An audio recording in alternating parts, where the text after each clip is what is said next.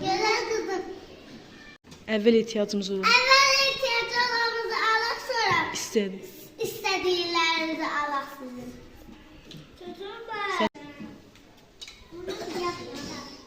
Bize hoş geldiniz. Mağamıza hoş geldiniz.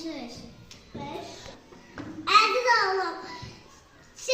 Sen bahçeye gelirsen. Buraya gelirlerse ben sana bunu alacağım. Saydırsın. Say. Say.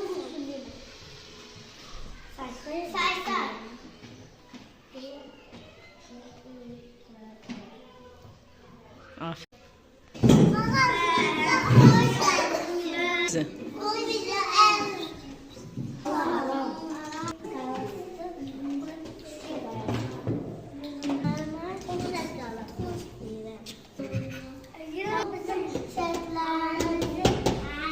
Şuşanı alın